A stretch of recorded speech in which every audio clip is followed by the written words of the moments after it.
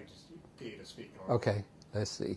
This will be a test. 1, 2, 3. This is what I suppose I'll be talking as I answer your questions. Or maybe I'd go a little bit louder, probably like this. Okay.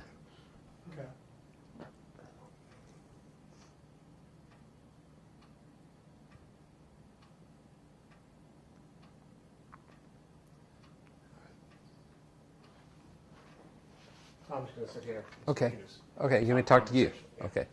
That's fine. First, can you start out by telling me your name, Okay. where you live, and what you do. Okay. My name is Darwin Payne. I live at... Just the city is fine. Oh, okay. My name's Darwin Payne. I live in Dallas, Texas.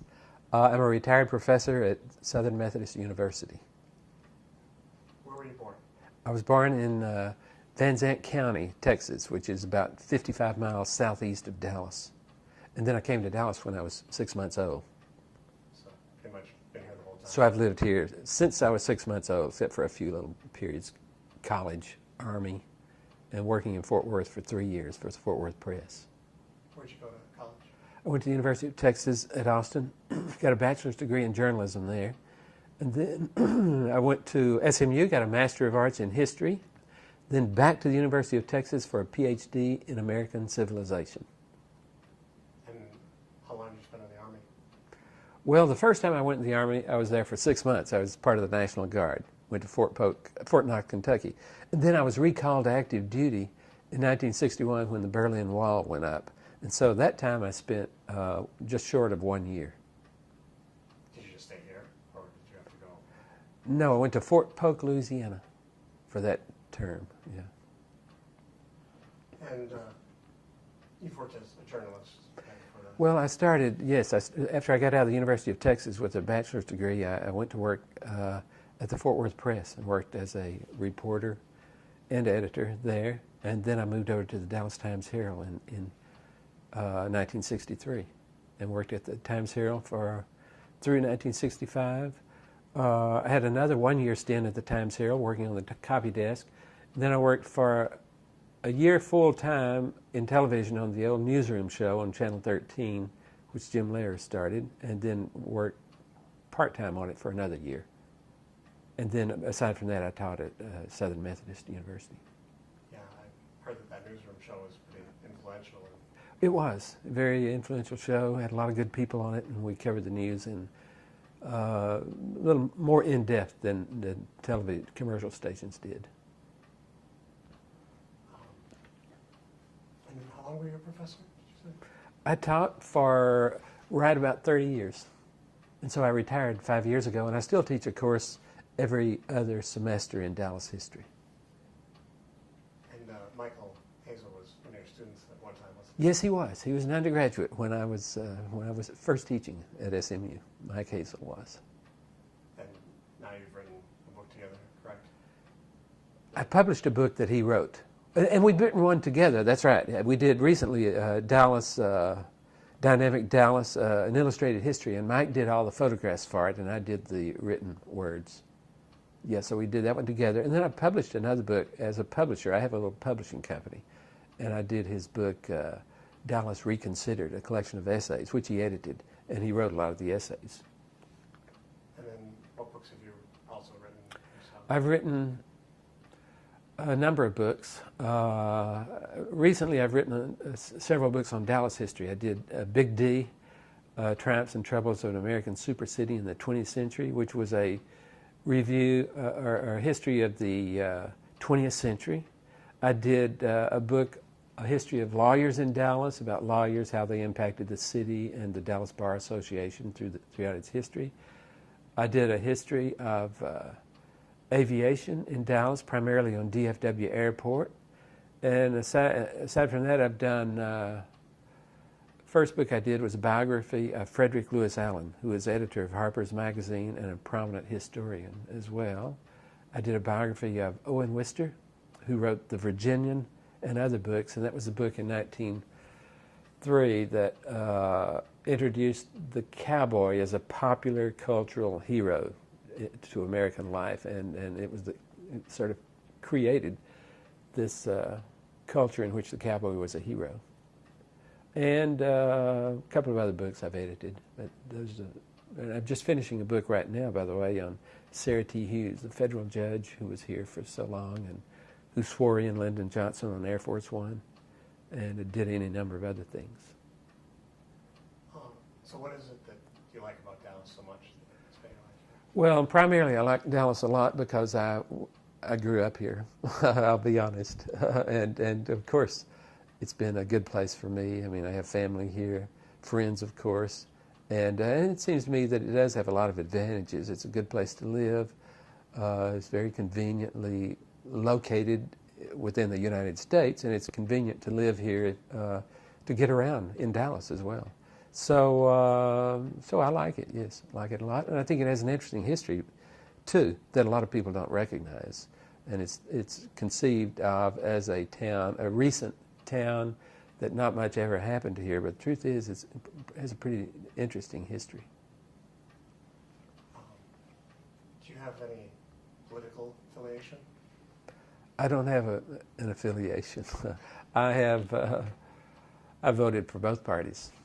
I must tell you, recently I would have to say I'm a Democrat.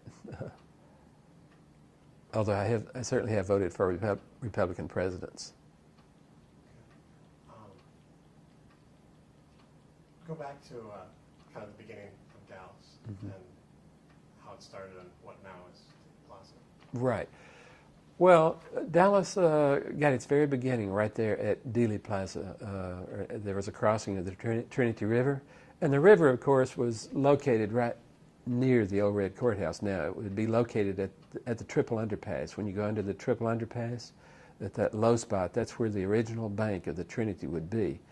Well, there was a bluff there that's now cut down by Dealey Plaza, and on that bluff, John Neely Brown came in 1841 and figured he would start a town.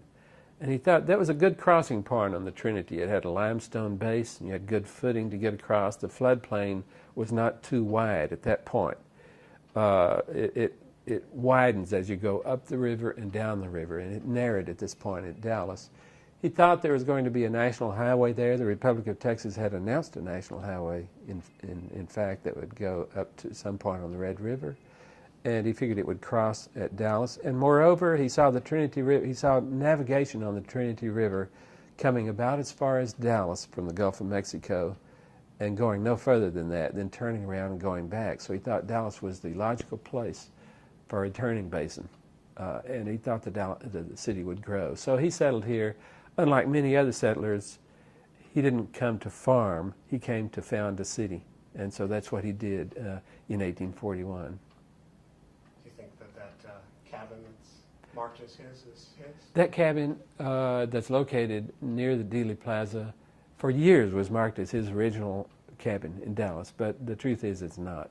And in fact, the last time I looked, they changed the marking on it, so it just says it's an early cabin now. The cabin likely was built by a man named Gideon Pemberton, and the Pemberton family still lives in the Dallas area. But that's recent thought that Pemberton may have built that cabin. And how did the city of Dallas get its name?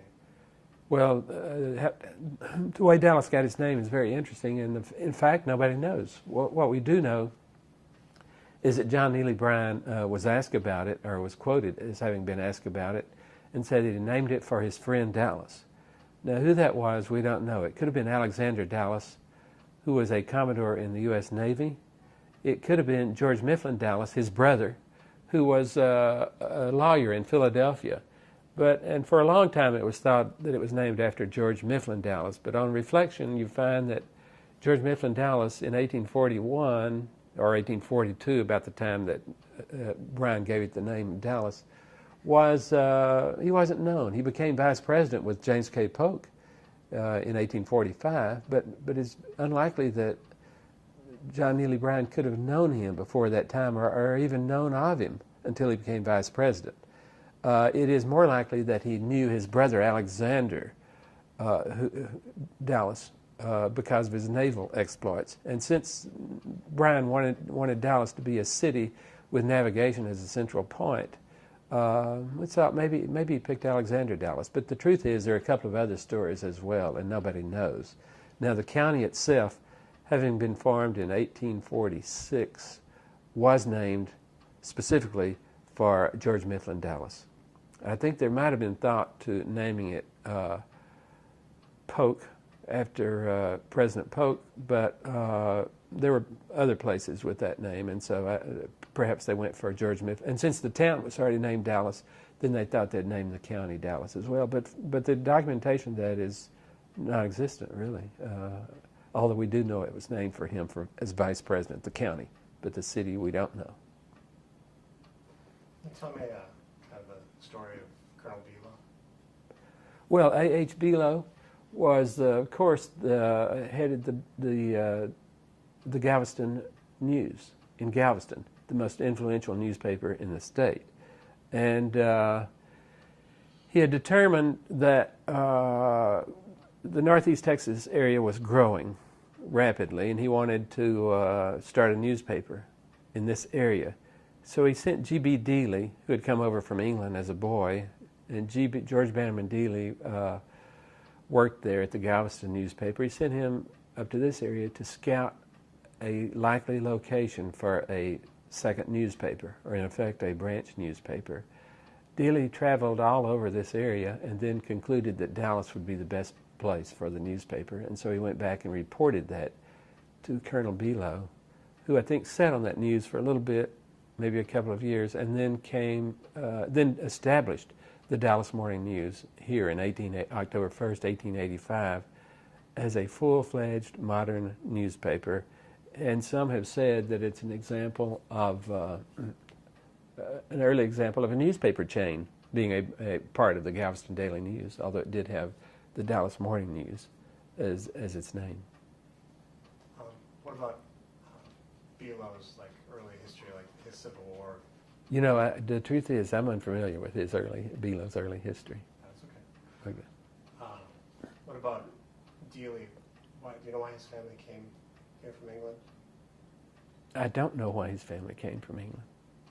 I hope that Judith Segura and Mike, they've worked with Below Corporation and they know those answers, but I've never gone into that. Another person I talked to, which have been warned by several people is not that reliable, is Jerry Dealey. Oh, yeah, I know Jerry Dealey, yeah. I'm afraid you probably have met him. I have met him, yeah. Yeah. But, he was interesting because of his personal story. Right, yeah. Reaction. Yeah, I've never had occasion really to go into it's an interesting story, I know, and I have read secondary works on it, but I can't remember details about Below's family or why George Bannerman Dealey came over to this country. I think he was just pretty young when he came over. Yeah, I was told 11. 11, uh-huh.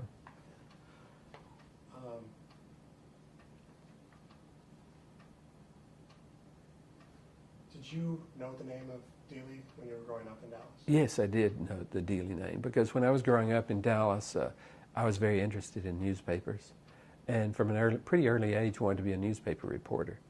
So I read both the Dallas Morning News and the Dallas Times-Herald. And Dealey was, of course, he died in, 46? And I was 9 years old in 46. So I shouldn't say that I was very conscious of his name at that age, but shortly thereafter I certainly was aware of it. And I may have been at the age of 9 even when he died. I don't recall his death, though. But I read both newspapers pretty carefully and aspired to a career here in Dallas on a newspaper. Do you remember people talking about Dealey, or was it information that you sought out? I don't remember people really talking much about Dealey. I mean recently after his death, perhaps, and in other days. I only know of people talking about him since I've become a mature individual interested in Dallas history, and then of course you hear people talk frequently about Dealey and his importance, his influence in Dallas, and certainly I tried to look into his career to a great degree to see about that.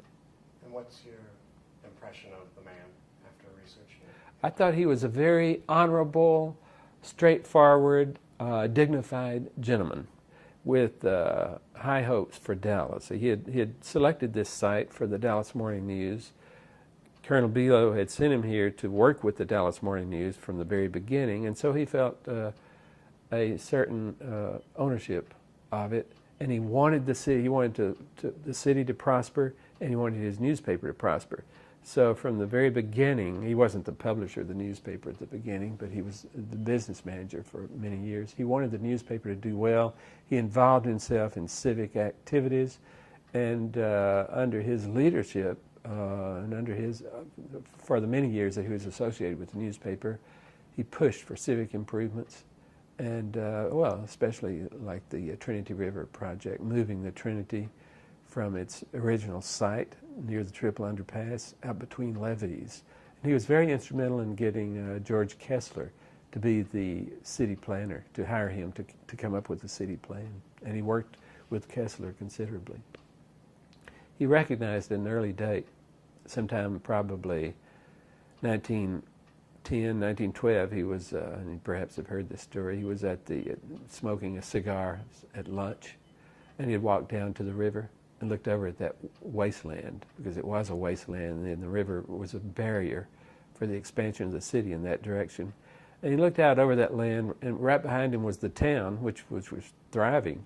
And he saw this wasted floodplain land, and he thought, one day that land will be valuable. And it would have been before 1980, because it was before, well, not necessarily before 1980, it was before the Kessler Plan came about, which was 1912.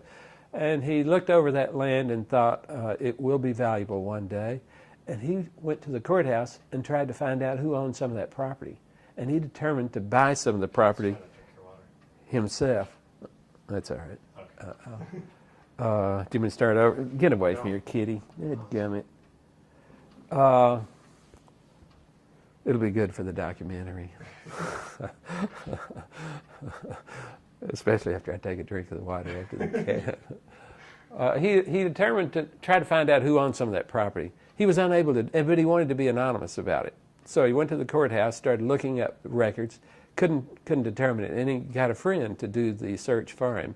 And he did find out who owned a lot of that property, and in the next several years he bought, maybe 30 acres of the property, thinking that its value would be enhanced in years to come. And then, of course, he used his influence as at the Dallas Morning News to bring in George Kessler, for Kessler to come up with a city plan, and he agreed with Kessler that the major part of the plan was removing the Trinity River from its position right adjacent to town out into the middle of the floodplain, and to separate it with levees so the city would be protected from flooding. And of course that came about. They started doing that in the late 1920s. It took a long time for that to come about, but at the beginning of that project, George Bannerman Dealey spoke, and at that time he talked about how he had conceived of that idea that the land would one day be valuable. And the project went on for several years, of course, and he was so intimately involved with it that they named Dealey Plaza after him when it was completed. And what did he end up doing with that land?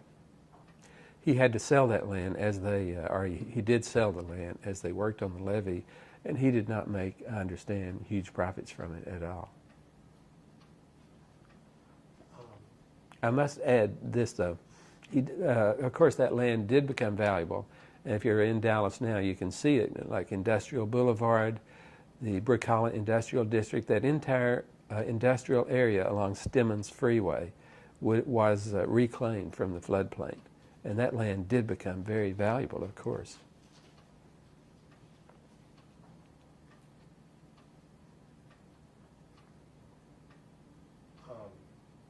Dealey worked up until his death. Mm-hmm. I believe he did, yes. Do you know anything about the day he died? Or? I'm afraid I don't know anything about the day he died, no. Okay. Is he at all a political figure? Well, I guess he was political. I haven't, the editorial page of the Morning News during his time there would have been Democratic. Everybody was a Democrat in Texas in those days, virtually everybody, and so they took Democratic positions. It was a fairly moderate newspaper, I would say, and he was involved in the drive to push out the Ku Klux Klan from Dallas, which had got a foothold here in the early 1920s. And he was very much opposed to that. Now, it was after his death that the newspaper turned considerably to the right and became ultra-conservative by the time of the John Fitzgerald Kennedy's visit here in 1963. But during Dealey's tenure, the newspaper was a progressive newspaper, actually, and fought for many progressive ideals. Not to say that it was in a progressive party, but a lowercase progressive newspaper. Was the Dealey Plaza project at all affiliated with the New Deal work? Yes. There were a lot of New Deal, there was a considerable New Deal effort in the Dealey Plaza in the building of it, say from 1935, 36 to 1940, and WPA. But it was largely a city and county project, but the Works Progress Administration was involved, and also the National Youth Administration. And the National Youth Administration was that group of young people who were working, and the head of that was none other than Lyndon Johnson, who had been appointed by Franklin Roosevelt to head that operation. And so you can say President Johnson was somewhat involved, or we won't call him, Johnson at that time, not President, was somewhat involved in the creation of Dealey Plaza, rather indirectly. That's very interesting. What was Dealey's reaction when he was told that they wanted to name this after him? I understand, but this is hearsay, and this is just my memory, that he did not want that to happen. But I may be wrong on that. I wouldn't want to be authoritative at all, so I don't really know.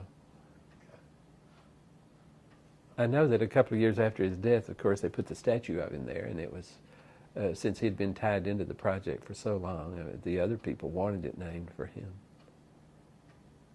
Yeah, the statue has quite the I don't know what you'd call it, writing on the statue. Yes. But quite the memorial to him. It is a good memorial to him.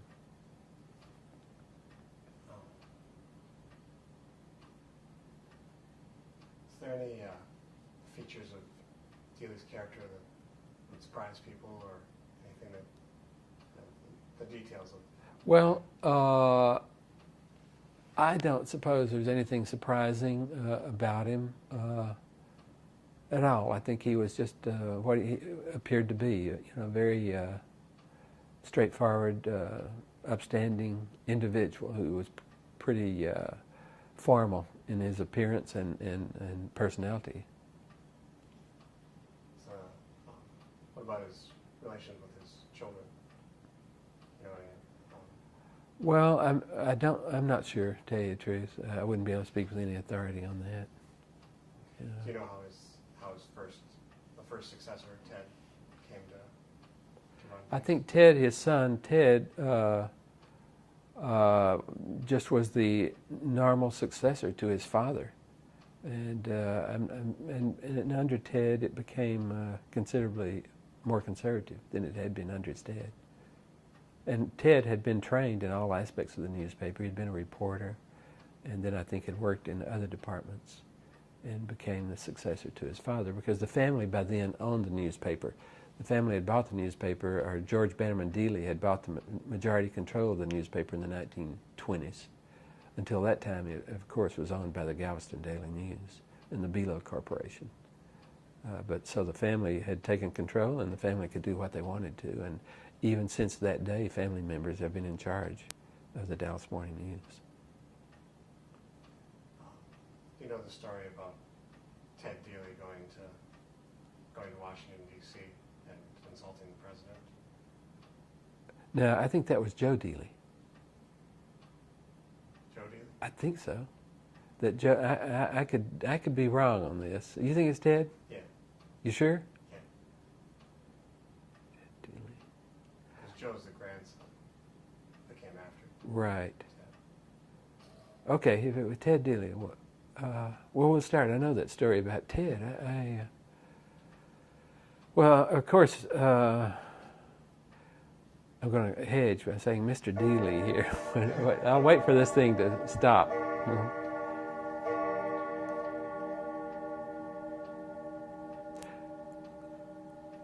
Well, when Dealey, a number of newspaper publishers were invited to the White House, probably in early '63, it might have been '62, And President Kennedy was under taking a lot of heat at the time from people, conservative people all over the country. And Dealey went there and told him at the end of a luncheon that, Mr. President, the people of this country need a strong leader. And you've been out there riding on Caroline Kennedy's tricycle. We want somebody on a horseback, something like that. And he seemed to have insulted him in his own house after he'd been invited there for a social occasion. Now, I understand the other publishers were aghast, and a lot of people were aghast, and there's quite a flap over that, a lot of newspaper articles, and it got a lot of attention in the nation's press. But it was part of the right-wing atmosphere that we saw here in Dallas at the time, and the Dallas Morning News by then was aiding and abetting the ultra-right in their conservative efforts. And so is there any conflict within the news as far as, because at one point they've been fighting the Klan and now... The Klan fight had taken place so many years before the 1960s that there was really no connection, but of course, and the newspaper had done about a 180-degree loop by that time. And I might say the Klan fight, as interesting as it was, and as much credit as George B. Dealey gets for it, and he deserves all that credit, he did not jump into that with both feet. In fact, there was an editorial writer on the newspaper who had seen the Klan parade, perhaps the first parade at night. The next day, he wrote a fiery editorial against the Klan. George Bannerman Dealey saw that editorial in the newspaper and was somewhat surprised. He did not know it was going to appear. He walked into the editorial writer's office and told him, that was a pretty good editorial in the paper this morning, but don't you think you ought to check with me before you set out on a new editorial ground? He was a little bit concerned about the impact of that, because a lot of prominent people in Dallas were members of the Klan. But the path had already been laid out, the anti-Klan path. Dealey had been pulled into it in that way, and thereafter he was very supportive of it. And the Dallas Morning News continued to fight the Klan in its editorial pages. They took a brief break from that when the Klan showed its dominance. A couple of years later, there was an organized effort to dismantle the Klan. It failed. The Klan elected the slate to the city council, and at that time, I think the Dallas Morning News sort of gave up on the fight for a couple of years. And then the Klan it became vulnerable. Say 1925 or so, some things happened, and the Morning News jumped back in with both feet and led the drive against the Klan, and has received a lot of credit. And in fact, the News almost went under because of its battle against the Klan. It was quite courageous fight, and the Klan led a boycott against the Morning News, so that trying to get advertisers to stop advertising in the news. It stopped news dealers from handling the news. The news suffered lost a lot of circulation, lost a lot of advertising revenue, and by this time the News was the dominant paper over the Galveston News, and this is when the News sold the Galveston News to get some extra cash, and that perhaps tided them over and managed them to and helped them to survive this boycott by the Klan. When did, kind of jumping ahead, but when did Dallas Morning News become the only big paper around? Well, the Dallas Morning News, for many years, there were like 4 newspapers in Dallas. And you had the Dallas Morning News that had its afternoon edition called the Dallas Journal. There was and this would be the 1920s, 1930s, 1940s. The Dallas Times-Herald, and then there was the Dallas Dispatch. In the early 1940s, the Dispatch and the Journal disappeared. And from that point on, it was a battle between the Dallas Times-Herald, an afternoon newspaper, and the Morning News. And the Dallas Times-Herald went out of business. Ultimately, it decided, I forget the years now, it might have been in the, I guess in the 1980s, it had new ownership. The LA Times owned the newspaper, and they decided to go head-to-head against the Dallas Morning News in the morning market. The afternoon newspapers were having problems, and so in that battle, the News was dominant, and the Times-Herald lost, and ultimately, and soon, of course, disappeared. and at that time Dallas became a one newspaper town.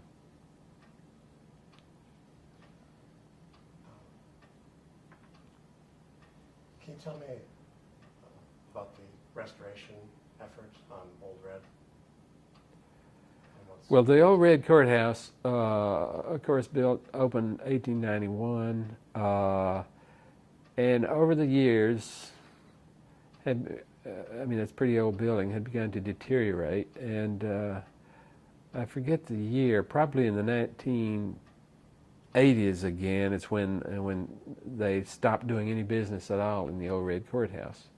And a few years after that, they did some renovations to it, trying to restore it.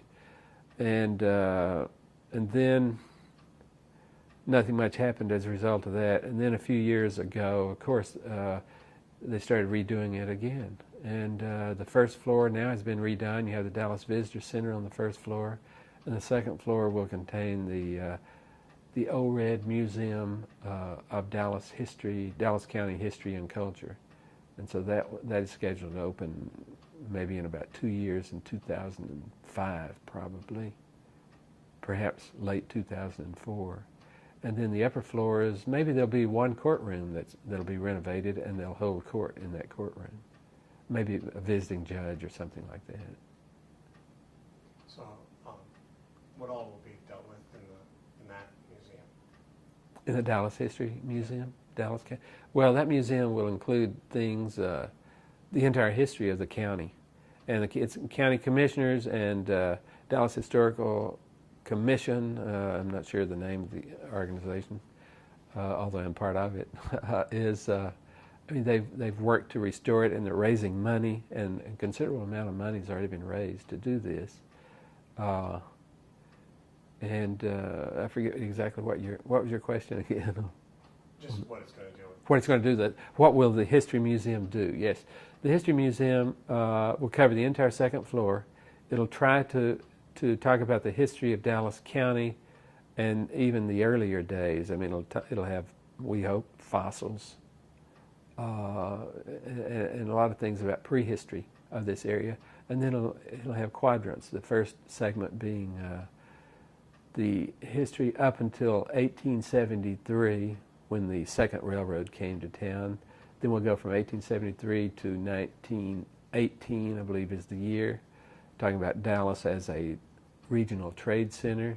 Then we'll have a third quadrant, would be 1918 to 1945, when Dallas becomes Big D. It'll talk about that aspect of the history. And then the last part would be 1946 to the present, Dallas becoming a world crossroads.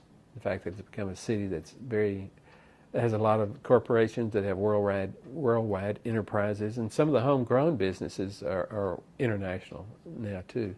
So all those things, and we hope to have audio visuals, we'll have photographs, artifacts, children's educational center in which children can do various interactive games to learn about the history of the Dallas County.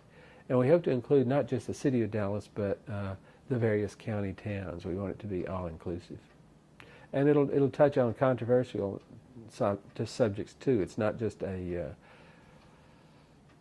public relations piece for Dallas. It'll go into the unfortunate parts of history that have occurred to the 1860 burning of the town, in which slaves were blamed for that. Go into the Ku Klux Klan, the lynching of a man from the courthouse in 1910. What's the story with that? Well, in 1910, there was a black man named Brooks who was arrested and charged with sexual assault on a white child that occurred behind her house at Ross and St. Paul, right in that area. Now, it was not really too urbanized at that time. It's about where the Catholic Church is and the Below Mansion now are located.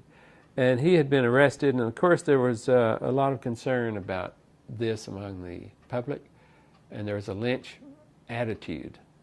And newspaper headlines were pretty brutal, talking about how awful the crime was. And so a mob gathered outside the Old Red Courthouse when he was brought to trial.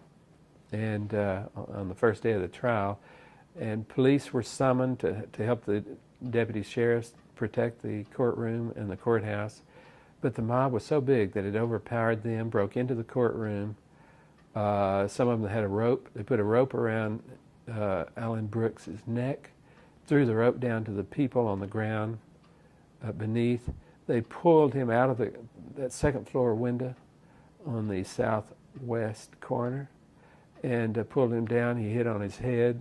People jumped on him with a knife and stabbed him, and perhaps he was dead already. We would mercifully, I would hope he was dead at that point, because his body, he was dragged by the rope up to the center of town to Main and Ackerd Street, and he was hanged there from a utility pole. His body was, and crowds gathered. They stripped him of his clothing and took them as souvenirs. And there's one photograph of that, of him hanging from that utility pole.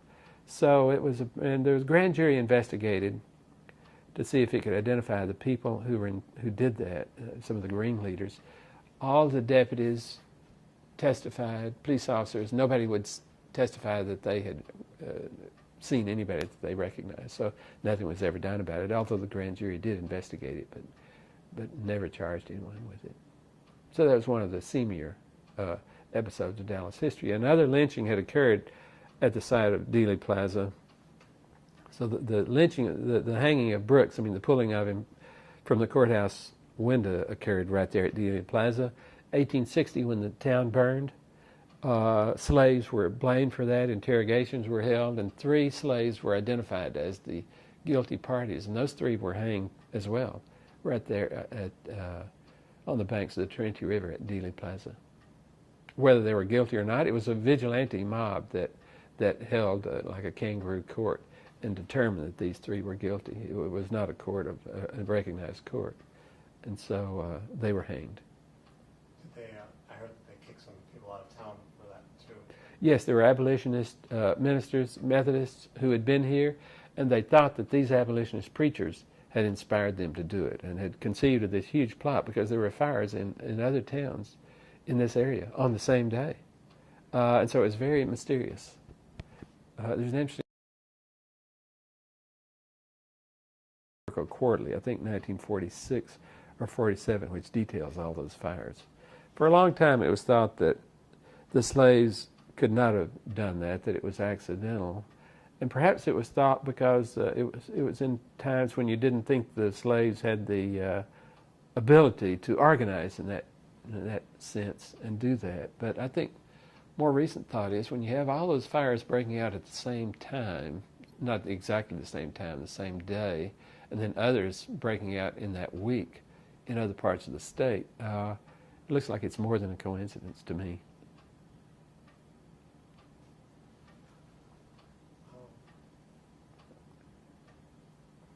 Can you tell me what you thought of Kennedy when he was president? Well, I was an admirer of Kennedy.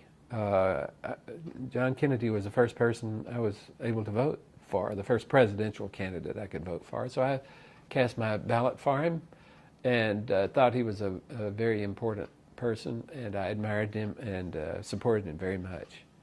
And was along with other people, however, I was concerned about his safety when he came to Dallas on November 22nd, 1963. And what was your job in '63? Well, I was a newspaper reporter at the Dallas Times-Herald. I had just come there about 2 or 3 months before from the Fort Worth Press, and my normal job was general assignments. I did general assignments, and 2 days a week I would cover the police station when the police reporter would have his days off. And so on the very day that Kennedy came, however, I was assigned to the rewrite desk. And everybody on the newspaper had a specific job on that day because the visit was so important, and we wanted to give full coverage. So I was on the rewrite desk, and my job there was to get information from 2 people who were out on the scene. One was a woman who was at Love Field, and the other was going to be at the Trademark where he was to speak. And so I was taking notes from these people and writing a story about Jackie Kennedy. They were observing Jackie, and to see how she was dressed, how she reacted to the crowd, that sort of thing. And I'd gotten notes from the first reporter at Love Field and was trying to write up a tentative lead on the story. In fact, I had written a lead on the story, and I was going to get more from the other reporter at the Trade Mart. But the newspaper had held up its deadline, and so we were already past the deadline. So we were rushing things through as quickly as we could. And it was about that time, as I was working on the story, that our city editor was in communications with the police reporter who was monitoring the police radio. And I heard the city editor say, stand up suddenly, very alarmed, and said, they're sending ambulance and police to the triple underpass, or Dealey Plaza, code 3. And then, as he got more from the police reporter, he's been hit. Nobody knew for sure. What do you mean he's been hit? I asked the city editor, was he hit with a picket sign or what with? Well, he'd been shot. And so, and shots had been fired, that was realized. And so at that moment, the city editor asked me and another reporter named Paul Rosenfield to go to Dealey Plaza and see what we could find out. So we immediately left the newspaper office, which was about 5 or 6 blocks away, and got there as quickly as we could on foot, thinking we might have trouble parking. So we thought we'd just run down there. We did, and started interviewing people, eyewitnesses, trying to find out what had happened, talking to police officers who were there. And so it was pretty hectic. What kind of things were people telling you? Well, I found people, first thing I did was to find, this is a typical reporter stunt. I remember the first thing I did, and I just reviewed notes the other day that I took at the time and sort of put them together. First thing I did is I saw somebody I knew, a TV reporter. Generally, I said, tell me what's happened here. And the TV reporter said, well, they think the shots came from this building, et cetera, et cetera. Then I went to a police officer to see what the situation was there. Yes, the building had been sealed. No, I couldn't go into the school book depository. They were in there now looking and seeing what they could do. Then there were people on the street. I went to people, anybody I could find on the street. Were you here when it happened? What did you see? And people told me, people were horrified, of course. There was a lot of emotion, very visible emotion at that time. You had police officers, a large number of police officers. You had a fire truck there. You had policemen running around with rifles in their hands, shotguns. I expected myself that there would be a shootout, that they would encounter the person who had done the shooting somewhere in the back of the school book depository, and likely they would have to exchange shots. Again, I sort of imagined that in my mind. Some of the people told me, several of the women said their boss had taken film of it. And I was very, of course, I said, who was he? Where is he? Let me see if I can talk to him. I thought it would be very good. I knew it would be. And so they said it was Abraham Zapruder. And he was in the very next building, and they led me to Abraham Zapruder's office. And of course, he had taken that famous Zapruder film. And I talked to Mr. Zapruder. He was distraught, a Kennedy supporter, in tears himself much of the time that I talked to him.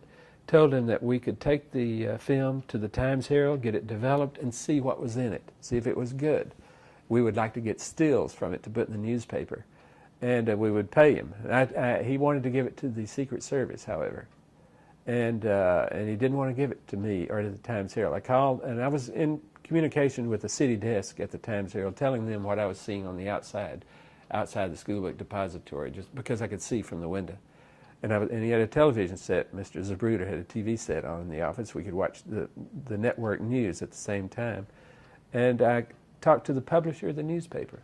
I'd never met him, but I talked to him to tell him what I had. And so he got on the line with Zapruder and told him we would pay him for this film.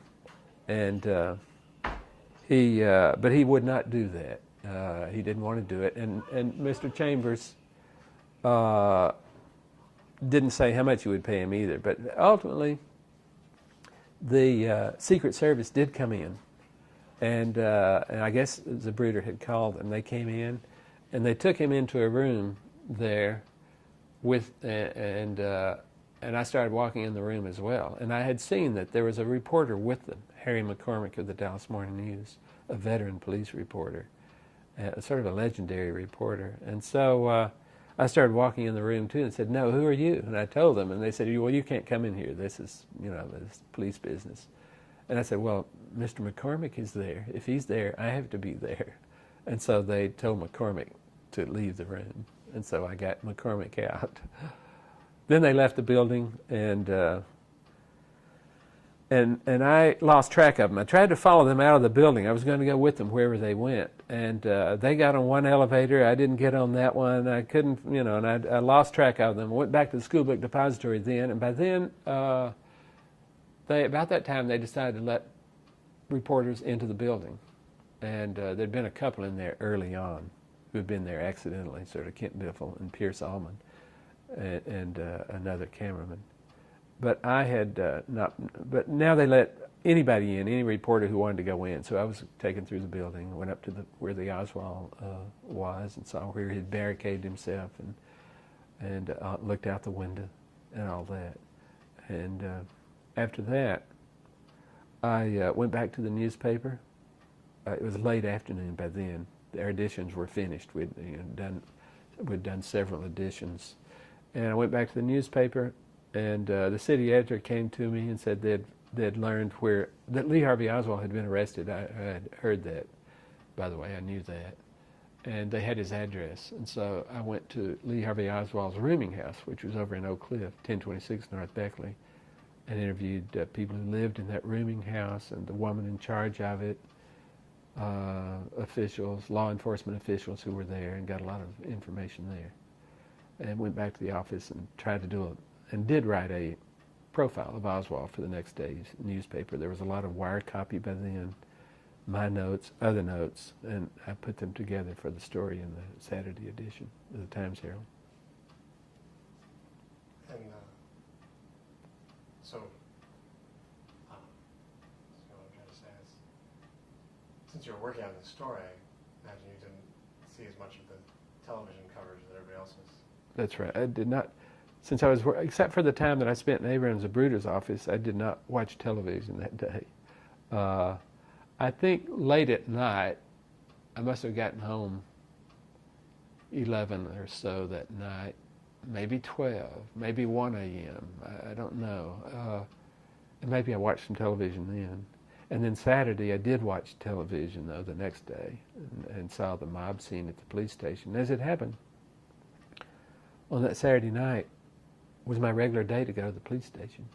So at 5 o'clock, I went to the police station and saw this unusual scene. The third floor where the press room was, where I normally worked out of the press room, was packed with reporters from all over the country and all over the world by then.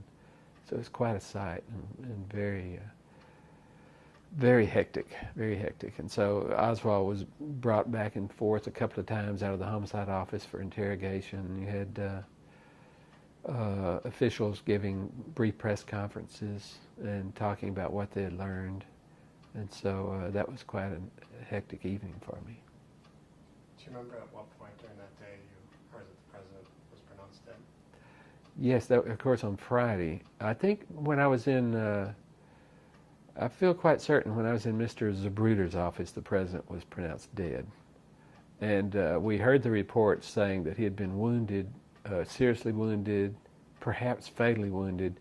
And Mr. Zapruder was telling me, he said, no, he's dead. I know he's dead. I was watching through my viewfinder, and his head exploded like a firecracker. Said he could see blood, parts of his brain, come out of his head.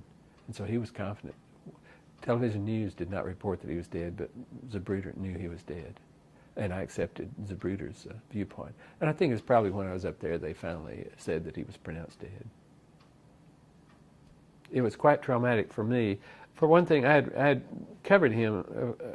I had supported him as a voter, as my first vote being given to him. And but I was helped by the fact that I was busy. And I think all reporters suffered less from trauma because they were busy trying to cover the story. And so I think that helped me get through that very dark day. What was the impact on Dallas? Dallas was devastated. Dallas had been fearful that something might happen because there had been extreme right-wing demonstrations against Adlai Stevenson just a month before. Adlai Stevenson had been disrupted at a UN Day speech. He'd been hit on the head with a picket sign. He'd been spat upon. And after that incident, Stevenson at first said that Kennedy should not come to Dallas. The U.S. Attorney, Barefoot Sanders, said he should not come to Dallas. Sarah T. Hughes, a federal judge he had appointed here in Dallas, said he should not come to Dallas. Byron Skelton, a state Democratic official, said he should not come to Dallas. But Kennedy was determined to come to Dallas. It was part of his Texas tour, trying to get votes. And so he did come to Dallas. And people were very concerned about what might happen. Nobody expected him to be shot, of course, but they expected right-wing demonstrations that would be very embarrassing. And Dallas was always very proud of its reputation and wanted to look good. But there had been these incidents recently that made it look bad, and so the city was on pins and needles. So when the assassination occurred, you can imagine that it was just a very devastating blow. Then, on Monday, Sunday, after the assassination, Oswald was being transferred to the courthouse, to the jail, at the county jail, instead of the city jail, which was a temporary holding place. And he was shot and killed, of course, by Jack Ruby. Now, here Dallas has in its, the Dallas police have the number one suspect, the person that they say for certain killed the president, and while he's in their custody, they permit him to be shot and killed. So the fury of the nation was limitless. I mean, letters started pouring in, telephone calls, the mayor was threatened with death himself, and Dallas became just a pitiful subject of derision all over the world. And so Dallas was, the reputation was just demolished. And people at that point began examining Dallas. What kind of city is this? What kind of people are they? Why would they have people who would permit somebody like Oswald to shoot and kill? Of course, the thought had been that it would be the right wing that would be responsible for any harm done to the president. It turned out it was a leftist, a Marxist, who did it. So it didn't come from the direction that we thought. But nevertheless, many people thought a climate of hate had been engendered in Dallas. And so Dallas suffered a lot of blame, especially for the fact that not just the president's death, but because Lee Harvey Oswald was killed as well in the police station while he was in police custody. There's also that ad that ran in the Dallas Morning News. The Dallas Morning News, in the morning of the president's arrival, had a rather infamous ad, a full-page ad, saying, "Welcome, Mr. President." But it wasn't welcome at all. It was a series of questions and accusations that charged him with being a communist, in effect, a traitor to the U.S. And President Kennedy saw it that morning in Fort Worth. And as he told Jackie, he said, "We're in nut country now." And he said, "The truth is, if there's somebody on top of a building who wants to take a shot at me, there's no way we can stop it. There's no way that can be controlled." So it's a rather ominous foretelling of what happened later that day, not just a few hours later.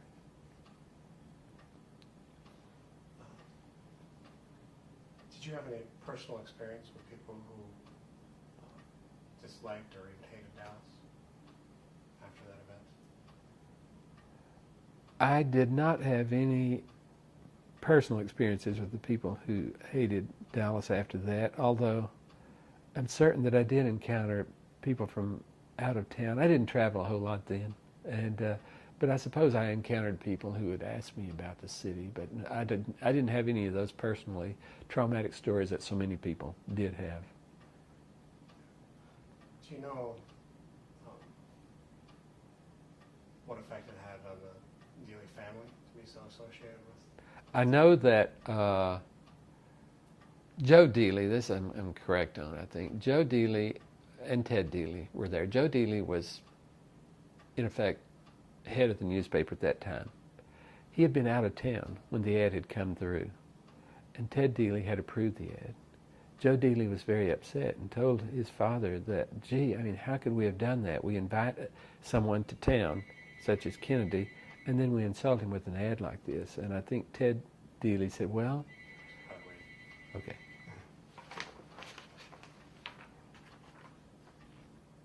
Okay, you may start. Joe Dealey was furious with his father for having accepted that ad. He would have been the one to pass it on it himself had he been in town, but he had been away. And he told his father, how could you do such a thing? I mean, here we've invited the president into town as a guest, and then we treat him this way by running an ad that's so scurrilous. And I think Ted Dealey responded that, well, the ad wasn't a whole lot different than the editorials that we've been running. I mean, we followed that line of thought in the editorials, so why not? And while the ad was very negative, very unfortunate, I suppose the morning news was exercising freedom of speech in putting in an ad like that and opening up its pages to people with those very right-wing extremist viewpoints. What was the mood at your paper at that time? My newspaper, the Times-Herald, had been much friendlier to Kennedy and the Kennedy administration. The Times-Herald was seen as a moderate newspaper, and a couple of editorials written by A.C. Green, who was editor of the editorial page, got a lot of attention because they were so thoughtful, reflective, and so the Times-Herald looked good, I'd say, in contrast to the morning news. And as far as the newspaper reporters were concerned, they felt awfully bad about it. And you can say that in general about the newspaper, as anybody would have felt. Even the morning news, of course, felt bad about it as well. But everybody felt horrified by it. And there was a sense of disillusionment. I mean, how could this have happened? Why did it happen? Why did it have to happen here? And all reporters, for the next weeks, months, dedicated themselves to the Kennedy story. I mean, we tried to follow every angle of it. And so there was a great deal of work done on it. Every reporter at the newspaper worked a great deal on every angle that could be found on the assassination. Like what kind of things were you doing? Well, things about Oswald, his past employment, places he had worked, people who had known him, and those sorts of associations. In fact, I remember one story, a lot of these second Oswald stories that came up, like Oswald, whether or not he had tried to rent a car. He had tried out a car at a dealership when he supposedly couldn't drive, but this person who the automobile salesman identified as Oswald said he got in this car and he went with him. They traveled 80 miles an hour or so on the freeway. Was that Oswald? A rifle range in Irving where someone, supposedly Oswald, had gone to the rifle range and practiced firing shots. I can't remember now whether that was Oswald or not. It might have been. I don't remember. All connections to J.D. Tippit, the police officer who had been shot and killed by Oswald in Oak Cliff. Library books that Oswald had checked out. Went to the public library to see if we could get the records, to see what he'd been reading, and he had checked out some books. Jack Ruby's past himself. I mean, what he had done. Every association we could with Ruby, and those sorts of stories we wrote about and researched, and a lot more than that. I just can't recall all of them. Did you ever meet Jack Ruby? I did meet Jack Ruby, but he was already in custody. I had not met him before, and you could say I met him. He had a couple of, when he was a prisoner, I attended 2 or 3 of his little mini press conferences at the courthouse. How much did he talk at the time? At that time, Jack Ruby, and it wasn't long after he was arrested either, but frankly, he looked like a nutcase as a reporter covering his press. You would ask him a question, he would go off on a tangent.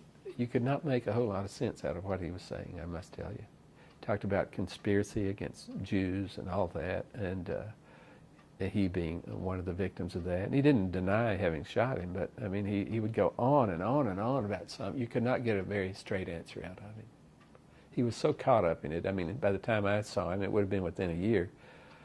In those little press conferences, I think probably would have been, before his trial.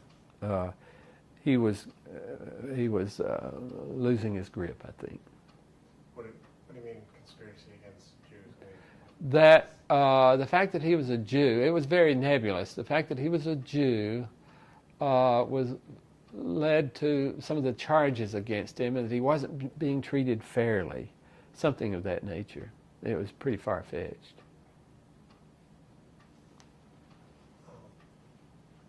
So did Kennedy's death affect your outlook on things in any way, or did after that? Well, I wouldn't say, I mean, it impacted me as it impacted everybody. I mean, the fact that we were traumatized by it, but I would not want to say that I had a change of heart or anything. I mean, or a viewpoint, major viewpoint. Disillusioned, disheartened, concerned, saddened, all those things. But it did not change my overall outlook on life, I would say. Check the time on this. Okay. I'm watching that clock. Okay. Now, I hate to stray so far from Dealey Plaza. Do you want me to say anything else about, it over the years and the changing of it? Like, for instance, originally when they when they moved the levee, and the fact that there were two more streets there, Broadway and Water Street. Want me to say anything about that? Yeah, sure. I mean, whatever you say. How did that area originally look? It was interesting that that President Kennedy was assassinated at a place that was so deep in Dallas history, because that area, of course, is exactly where the city was founded in 1841. It had been the center of town for many years because the courthouse there, John Neely Bryan had designated that block as the site for the courthouse. Now, originally, before the river was moved in the late 1920s and early 30s, Houston Street, which is now the last street before you get to the Triple Underpass, Houston Street was not the last street. The next street was Broadway, and the street after that was Water, so called because it was next to the Trinity River. So when Dealey Plaza was created, when the river was moved and Dealey Plaza created shortly thereafter, those streets were done away with and they disappeared. But the courthouse area remained the center of town because you had lawyers having their offices right around there. A lot of business was centered around the courthouse, of course. And it remained the center of town for many years. They started, the move away from it started pretty early, however, when the first railroad came through in 1872, the Houston and Texas Central Railroad, which went down the route of the H&TC, of the present-day Central Expressway. And so you had the train depot down on that end of town, about a mile away from the courthouse. So you did have businesses start gravitating eastward toward that.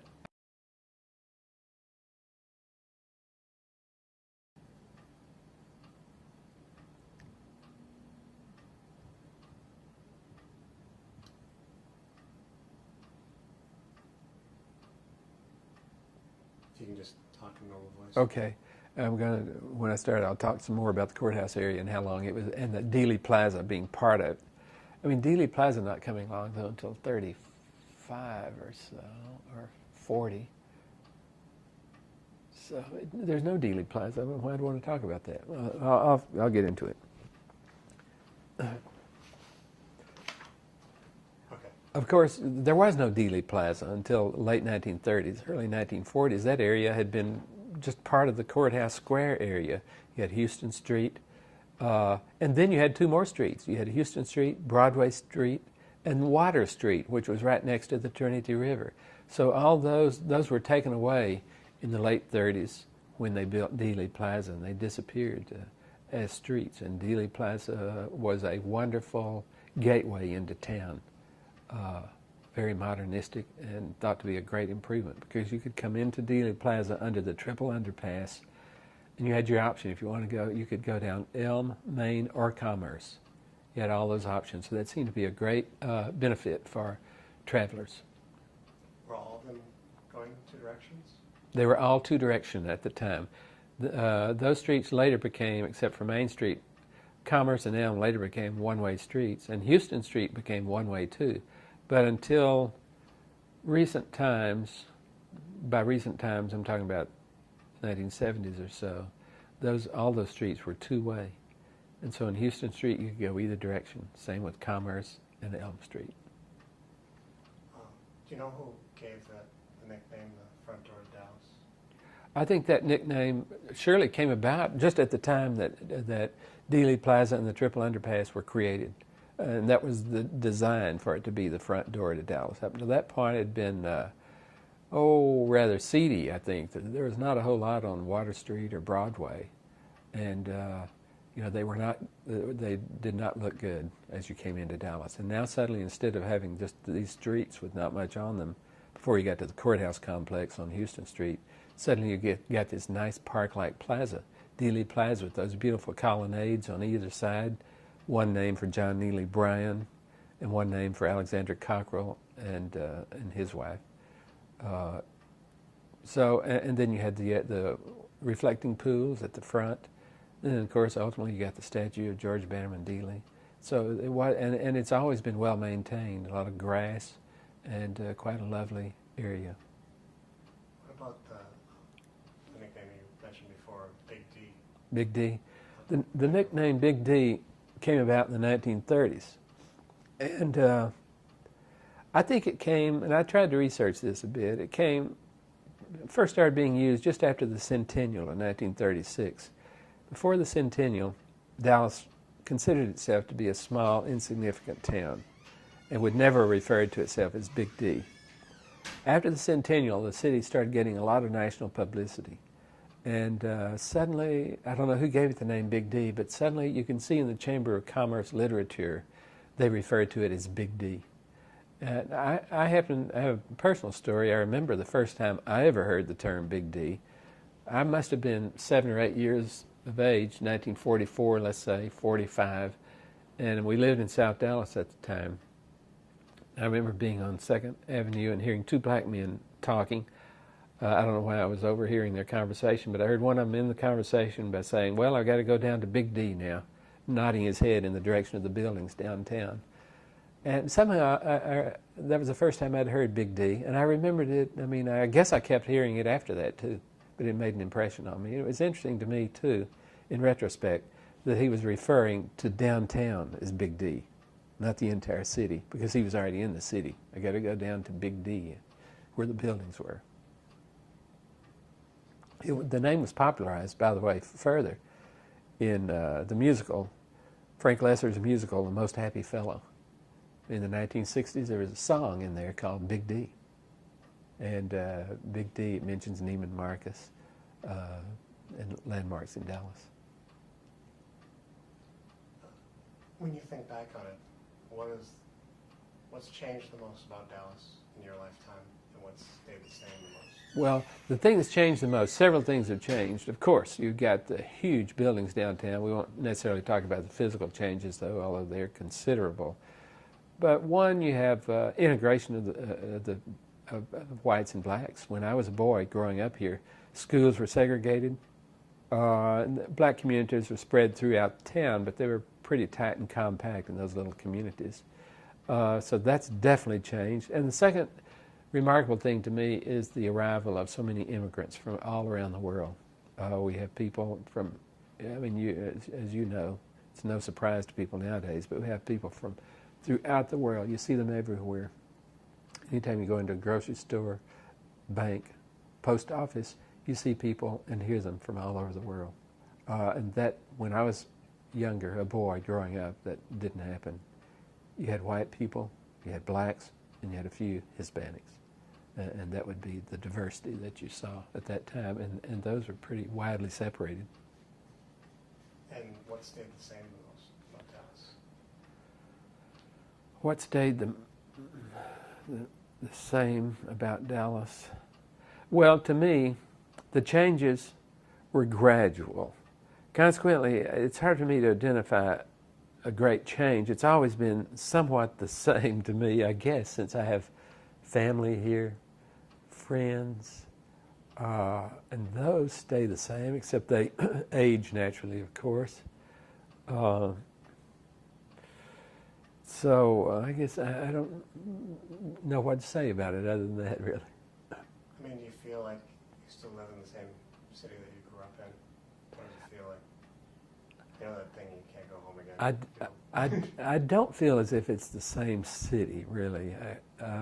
In those days, earlier days, it was more compact. It wasn't so far-flung. You had little towns out in the county instead of this great metroplex that we now have. You had a limited number of high schools. It was, In the days before air conditioning, less before it became so prevalent, you got outside a lot. On summer evenings, you would go to a root beer stand, in your car. Let's say I'd go with my parents.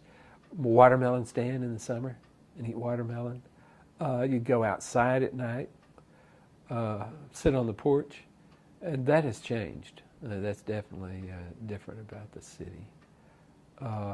The people, you have so many outsiders now, and most of the people, as I grew up in my neighborhood in South Dallas, then I moved to Pleasant Grove when I was 13. The people there were generally, they'd come to Dallas from East Texas. And nowadays, most people you encounter come to Dallas from far away, as I say, immigrants from throughout the world, but others from East Coast, West Coast, and the growth of the huge corporations that we have here, of course, is different, and that's attracted a lot of people from other places. What factors do you think improved Dallas's image after the assassination? Well, after the assassination, Dallas for years suffered from this awful reputation, and it had a hard time overcoming it. The passage of time always takes care of wounds and heals everything, I suppose.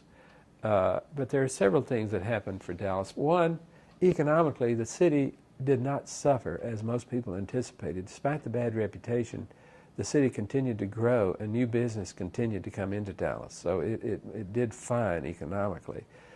That was sort of under the surface, however. More than that, the Dallas Cowboys, the football team, had been founded, and they were playing even at the time of the assassination. The team was in existence. And shortly after the assassination, it became America's team. It started having great success, and through several strategies, it started getting on television a lot and became recognized nationally. And they started winning games and having heroes.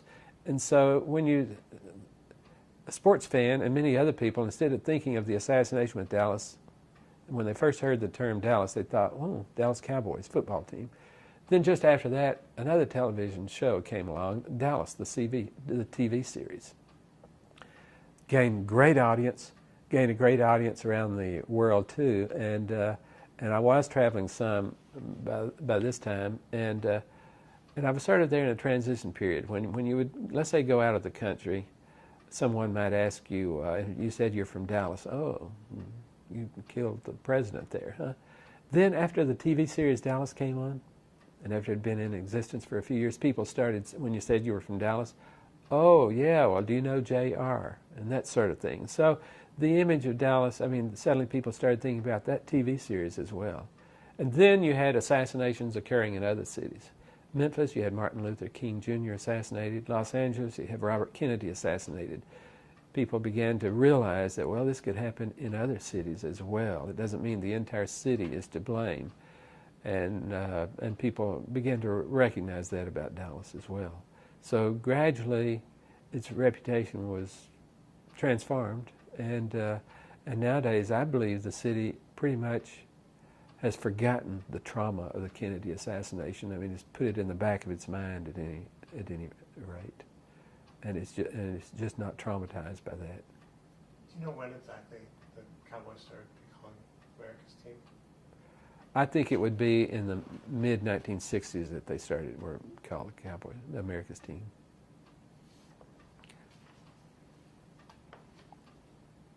Do you have any thoughts on what the world might have been like if Kennedy had not met his end that day in Dallas? Well, of course, it's very difficult to say what the world might have been like. You know that Kennedy was somewhat concerned about Vietnam. He already had a lot of advisors in Vietnam, however, but I think most research indicates that he was not terribly happy about that. He was somewhat distrustful of military estimates because of the Bay of Pigs fiasco. I'm not certain that he would have gone in full-fledged in Vietnam. He did not, as LBJ did. On the other hand, he was working towards civil rights, and he wanted to do it at a moderate, gradual pace, however. And I think maybe we would have come along a little more slowly in civil rights if he had lived. The assassination sort of jump-started a lot of things in society, and I think the demonstrations that already were occurring before the assassination, perhaps picked up steam afterwards. All of society started, you had the turbulent 60s and 70s, so I don't think they would have been as turbulent had he lived. His death, as some have said, indicated it was sort of the killing of the future. He represented the future because he was youthful. He replaced Eisenhower as president. Eisenhower was sort of a backward-looking individual because of all his past successes as a general. And Kennedy was looking forward, talking about such things as a new frontier, projecting this youthful image. He had pushed us toward the outer space and had announced he wanted us to be on the moon, to land on the moon before the decade was over. And so those things we were looking forward to. And those things actually, of course, were achieved, but they were achieved under LBJ, and I think they were given impetus through Kennedy's death. I think everything was speeded up somewhat as a result of that. And there was a sense in society, I mean, his death caused a sense of despair, certainly, and I think it ended an era, a peaceful era. You might say the World War II era, the post-World War II era ended with his death in '63, and the new era that's more familiar to us, the turbulent 60s and 70s, began at that time. What do you know about the story of the building of the Kennedy Memorial? Well, the Kennedy Memorial, it was debated for a considerable period of time, just what should be done. But however, right away, a citizens committee was founded of the very top leaders in the city. And that initially, it was comprised of people like citizens council people. They were all men on the initial committee, I know that. And they started a fundraising drive. And W. Dawson Sterling was first chairman of the committee. Then you had John Sholkoff replaced him. Money was raised. They hired the architect Philip Johnson, and I believe Philip Johnson's from Boston, and devised a memorial. And there was a committee to pass muster on that memorial, and they agreed on the present design, the one that's there now next to the overhead courthouse and a block removed from Dealey Plaza, and they built it, and with some mixed reaction, by the way. Some people thought it was too stark and dreary, and it was not appropriate. And many people feel the same way now. It is rather stark, and has not been very appealing to visitors over these many years, I would have to say. Do you know how they raised money for that? They raised money just through contributions. And also it was delayed, the building of it was delayed so that they could put a parking garage underneath it. So they wanted that space. You know, they're going to, this would be one of the most valuable pieces of property in the city of Dallas. And I think they did think that before they put a memorial there, they should go underground and build a parking lot. So I don't know how those two necessarily were connected, but I know that was a factor in the building of the memorial. It might have been delayed just a bit while they took care of the other. So what do you personally think of the memorial? Personally, I think it's not appropriate. I like the fact that we have a memorial. I think we should have a memorial to the president, but I don't particularly like the one that's there. I know the idea of the architect is that you go inside the four walls that are standing, you're removed from the noises on the city streets around you, and you look up into the skies, into the heavens, and you have a nice tribute to Kennedy in very few words. And so that was the right idea, but it was, I'd like to have something personally that would be more dramatic and more appealing, and that people might be more inspiring, like some of the monuments in Washington, D.C., let's say, like the Lincoln Memorial, which is so wonderful. The Washington Monument even. The Vietnam Wall is so interesting and so appealing. And I don't think we've achieved that in Dallas. I went down there the other night and somebody had made a rose in the middle of it. Right, yeah. You ever noticed things like that? I have noticed a few flowers placed there, I have. And in the 70s, early 60s, a lot of anti-war demonstrations were held there anti-Vietnam War demonstrations. And then in the recent years, it deteriorated somewhat, but the sixth floor museum took it over, and they had it renovated, cleaned up and all, and so it's looking better these days than it did before.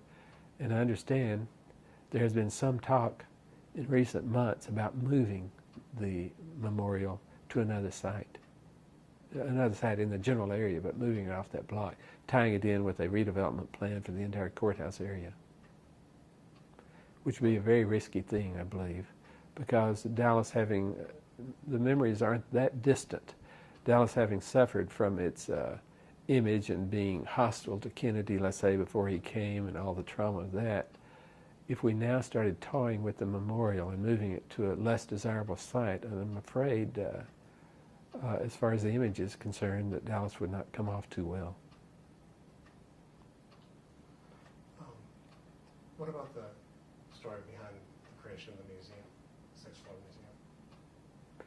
Well, for a while, it was thought, many people thought the site would be forgotten at Dealey Plaza, and that the building itself was an ugly reminder of Lee Harvey Oswald and of the assassination, and that perhaps it should be demolished. For a while, the building was empty for a while, and D. Harold Byrd owned the building, and there was speculation that it should be demolished, and people feared for that for a good while. And but there were a lot of concerned citizens who thought, no, you can't do that. Ford's Theater was not demolished in Washington, D.C. You can't do that. And so a citizens group sprang up, dedicated to preserving that building, and ultimately they persuaded Dallas County to buy the building and to start using it for Dallas County offices and for the museum itself. And so that you have the museum in part of the building, and Dallas County offices in the other. What about the resistance to building it? Well, there was some resistance, but I don't think it was ever any really serious resistance. There was no concerted effort to let's stop the museum. There may have been some people who thought it wasn't a terribly good idea and did not get on board with it because they didn't want to forever be associated with the assassination of the president here in Dallas. But I think there was a lot of very influential support in behalf of the museum. So, and I don't see any dispute over it as being terribly serious. Do you find that it's a place that most Dallas people are interested in, or do the Dallas people ignore it? Well, it's like most places in your own hometown. I think many Dallasites do not go there. Perhaps have been one time, maybe. I've been there any number of times because of my association with the museum, with the assassination. But I think it's a place, of course, where out-of-town visitors want to go. I mean, it's very visible, and it's high on the list of anybody who comes to Dallas. And so it's been very important in that regard. And I think it's been a healing process that people from outside Dallas want to come and see where the president was killed, even though it was 40 years ago now. They need a place such as the museum, and they definitely come there and appreciate it because it's so tastefully done. Okay.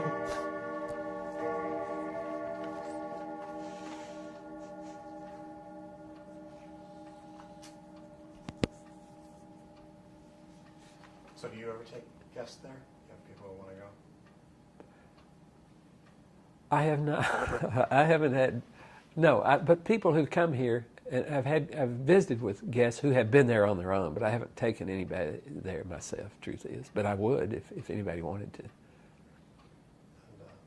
do you give tours? I do. I give tours. Dallas Historical Society, which I'm a member, and I give historical tours for Dallas, and I do several. I started off doing several. Now I'm just doing one, a historical tour of South and East Dallas. And I have given downtown tours, and I would talk about the assassination, of course, and talk about the school book depository, talk about Dealey Plaza, and then go over to Oak Cliff and show places associated with the assassination, Oswald's rooming house and Texas Theater, site where J.D. Tippit was killed. I know another thing I heard is that the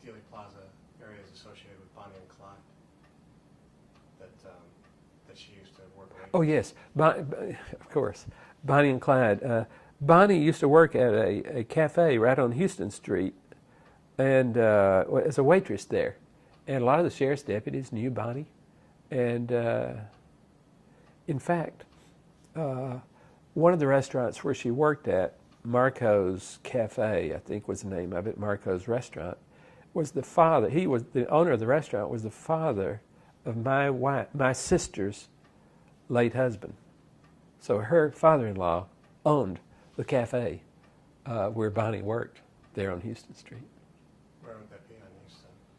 It would be towards the Houston Street, between the Old Red Courthouse and towards the Union Terminal. You know, which would be just a couple of blocks there, where there's, even today, there are a couple of little restaurants there, somewhere in there. So is that the Union Terminal?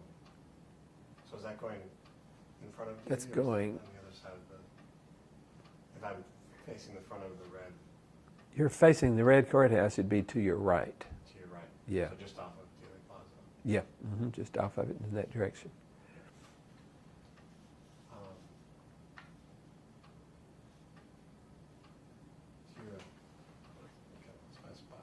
Okay. Do you find that people kind of ignore the G.B. Dealey statue now? People tend to ignore the statue, I think. Not much thought given to it at all, I would say. But on the other hand, I'm probably not aware of how much thought people might give to it as they come by that site. Out-of-town visitors probably don't know the Dealey name, truth is.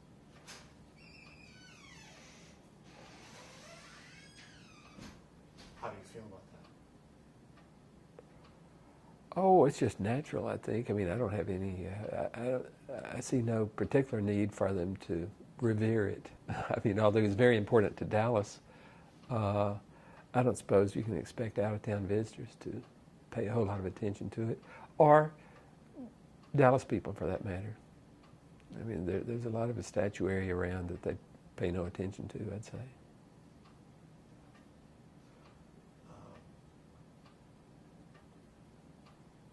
Have you ever gone over to the Conspiracy Museum? I did visit the Conspiracy Museum once. I went there. They bought some books. I published a book under my Three Forks Press about the assassination. Published 2 books about it. And they wanted to carry the book, and I went in and delivered the books there and met the man in charge. And it was just a brief visit, that's all. Because I am not a conspiracy person. Do you know anything about the creation of that museum? Wasn't there an older one before? Yes, there was an older museum, and I don't know how that one got started. There's a whole huge group of assassination buffs who have annual meetings even, and I think in Dallas.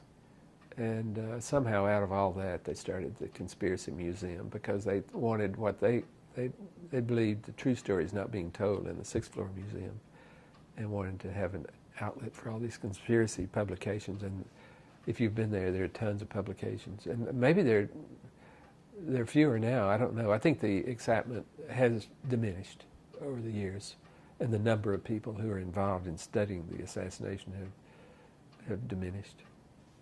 You ever talk with any of those conspiracy people who Yes. sell their books and stuff out in Dealey Plaza? No, I've only told those people to go away. I don't want to buy their publications.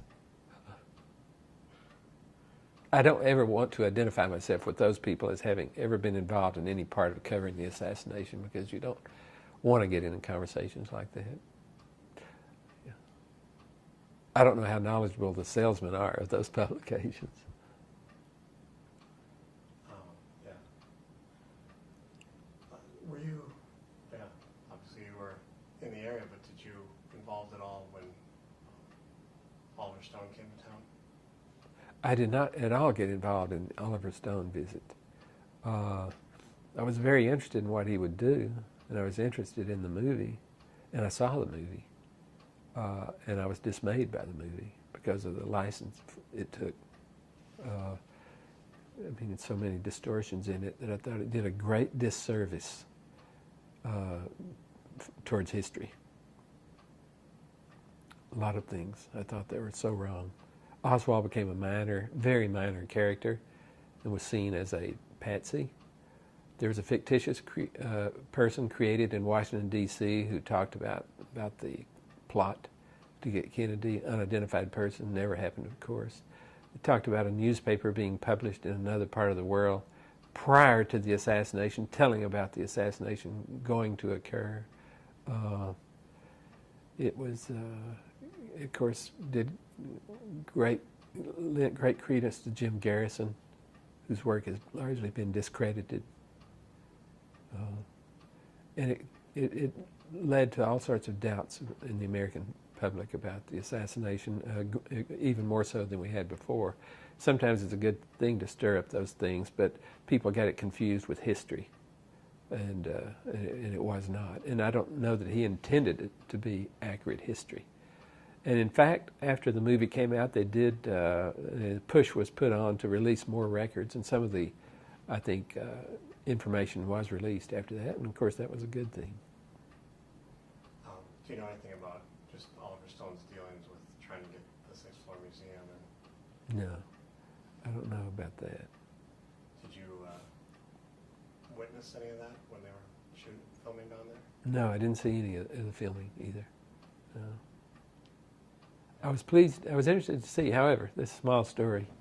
When I saw the movie, I saw that my ex-roommate, Hugh Fagan, played a role in the movie, and he played the Justice of Peace at Parkland Hospital who tried to prevent them from removing Kennedy's body because of state law. State law said a homicide victim had to stay right here. You couldn't take him out of the state. And Hugh did a very wonderful job in portraying that JP. I had not known that he was in the movie, but he was great. I remember that part. You do? Yeah.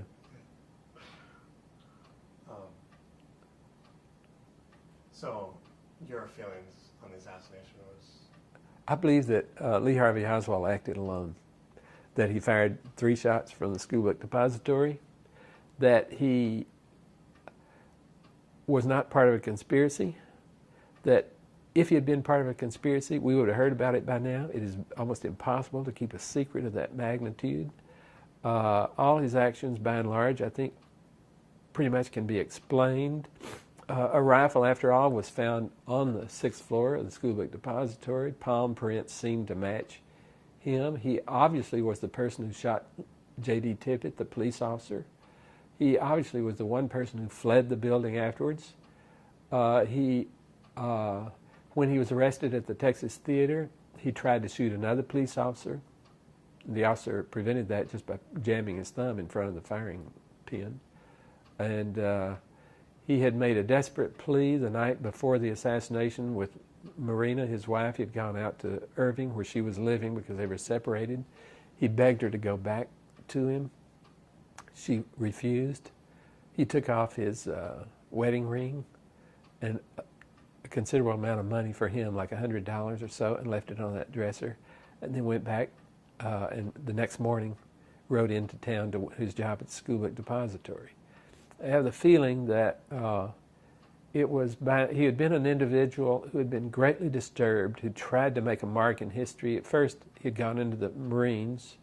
He had defected the U.S. and gone to the Soviet Union, thought he would become a big shot in the Soviet Union, but he did not. They realized he was just, almost a nobody. So he became insignificant over there. He came back to the U.S. because he had been disappointed there. He started joining like the Fair Play for Cuba committee and trying to be somebody. And I think this was an effort of a misguided individual to make a mark in history. And I have a feeling that when he went into the building, I don't know how he could have ever imagined that he would have escaped. If he's shooting from the 6th floor, and there were people who saw the rifle from the window, of course. If he was shooting from the 6th floor and there were employees in other parts of the building, how would he ever imagine that he would escape the building? I had a feeling it was almost suicidal. And that if he's caught, at least he's an important figure, as he thought he was at that point. then he's out, and people are wondering where he was going in Oak Cliff after the assassination. Goes to his rooming house, picks up a pistol and his jacket. And my thought, and he only had $20-something left over since he left most of his money with Marina. My thought would be that he didn't know where he was going. He hadn't expected to be free. He would have expected to have been caught in the building before he could have fled. That would be my thought. Was there ever any point where you had doubts about who was involved? Early on, there were certainly a lot of unusual aspects to it. The visit to Mexico, the Cuban embassy, the second Oswald theories, where there seemed to be somebody impersonating Oswald. So there might have been somebody else involved. There were other instances like that certainly made you wonder.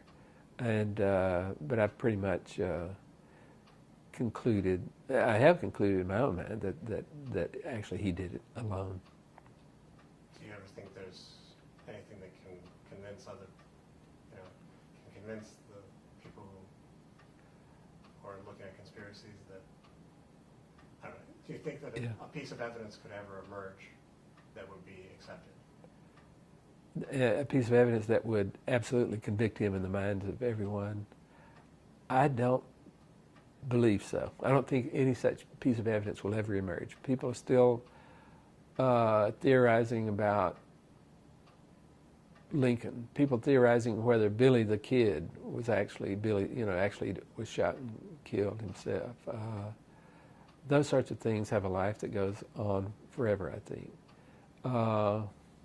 There's still people wondering about James Earl Ray, and he may have been involved with some other people, and even people who thought about the killing of Robert Kennedy. I mean, questions arise about all those, and I think they naturally arise and will continue to arise. On the other hand, you look at and this is interesting to me, the assassination of McKinley, 1901.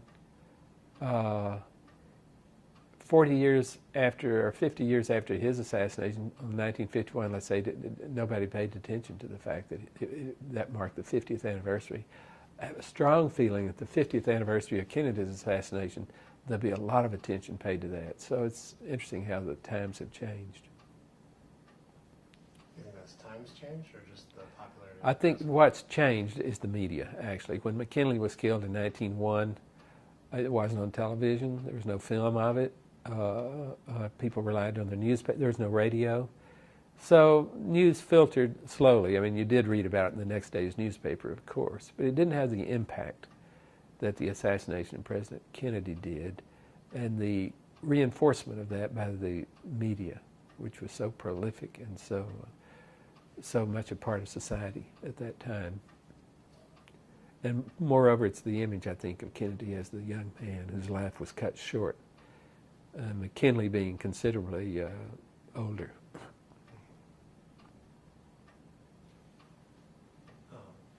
What do you think about the efforts to try to rename Main Street? Yeah, some people have thought about renaming it Kennedy Street.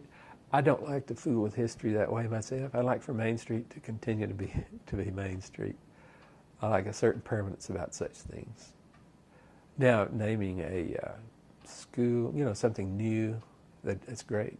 I think that's fine, but I hate to change a name when it has a history of so many years as our Main Street does, and all the streets do.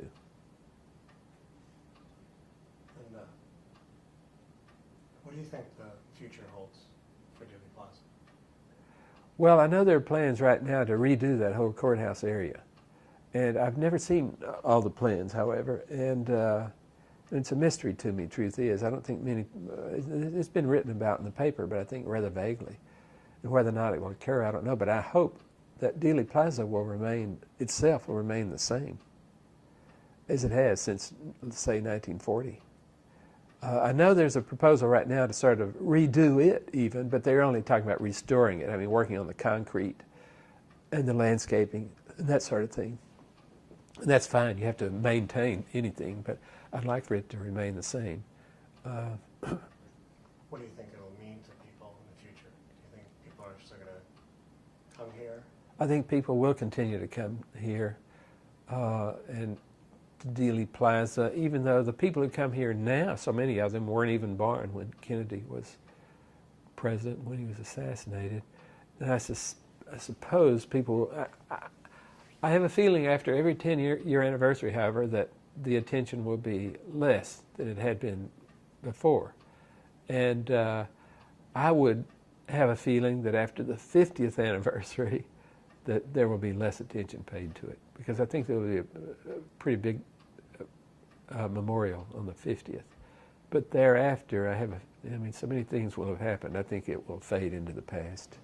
But it'll still be there, just as Ford's Theater is there in Washington. I think it'll still be there. People will still come to it as a historical place, but I think the numbers certainly will be fewer. And the impact of it? The impact on the population, the general public? Yeah, and the allure of the mystery of it and the tragedy. I think that the mystery of it, the conspiracy theorists have already diminished in numbers, I think. I think that is dying down. It's my feeling. Maybe there are things happening that I'm not aware of, but I think the attendance at these conspiracy reunions that they've been having, I think it's dwindling. They're selling fewer books, and they had a number of publications devoted to this. I think they're selling fewer and fewer. And so I think that's gradually dying down. I'm just going to look back and see if there's anything Okay, go ahead. missed, but Go ahead. is there anything you can think of that's... I'll think about it. Let me think here.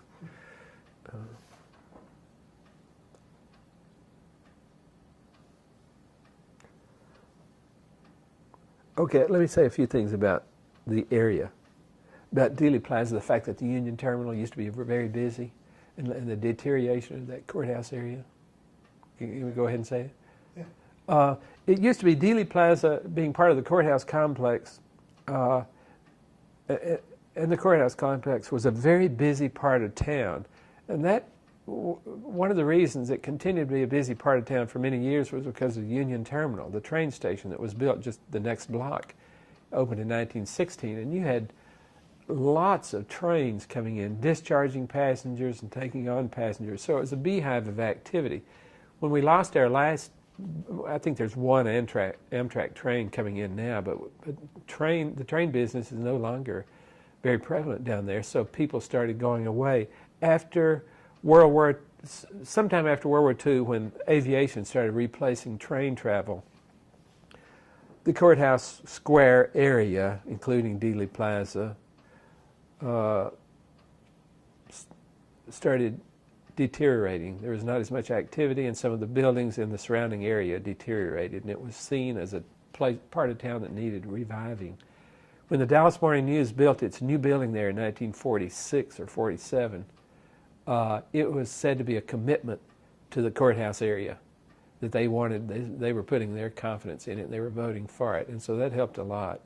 And with the sixth floor museum there, it's helped a lot too, as far as activity is concerned. But for a good while, they were concerned about that area and its deterioration. What do you feel when you go down to that area now? When I go down there, I always think about the assassination. I suppose I never pass it, and I pass it very frequently without the thought occurring to me. And I think perhaps that's because you see people there all the time on the streets. You can see their spectators who come in or visitors looking for it. I thought after the assassination, for the first 10 years or so, at the very beginning, it was very much on my mind. Then it sort of disappeared, you know, as a factor in my mind. And then people, as the years passed on, suddenly you realize this is going to be lasting, you know, that people will continue to ask questions about it and about your involvement in covering the assassination, let's say.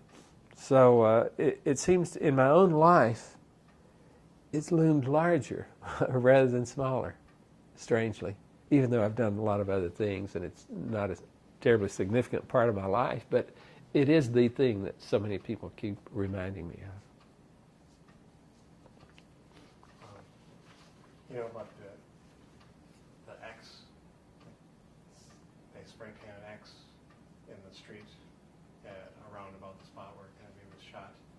When they do that? I've been told that the city keeps removing it and people keep putting it. Oh, yeah, I've never seen one of those X's, but Yeah, I saw it down there the other night. is that right? Yeah. And also, what I find was really interesting is that plaque that's on the wall on Mhm. on the Dallas County Yeah. Administration building, where it says that this is where Right. Harvey Oswald allegedly shot, and people are like underlining the allegedly. They're like engraving into the metal, They want it. They're emphasizing or trying to. emphasizing The allegedly, I see. Yeah, a lot of the conspiracy people. Most of the people, most of the American public, believe in a conspiracy, and I think that's still true. Most of them think that one little lonely individual could not have committed such an act that changed the course of a nation, and are not unwilling to accept that fact. Now, I've heard others say, including the historian Robert Dallek, who spoke at the Sixth Floor Museum a few weeks ago, saying that no, he did not believe in a conspiracy, because he said if you had a conspiracy, there had to be some well-organized people who could keep a secret that long, who could do all these things. Would such a group of people pick such an individual as Lee Harvey Oswald to do the deed, but who had been a misfit all his life, who was not a stable person? I mean, if you're that organized, that you'd go for somebody else, I think, to do that. And that was Dallek's take on it. I don't think I can think of any other questions. Okay, I have. great. All right. All right, Thank you very sure. much. Sure, Jamie, glad to do it. Hope some of it works out.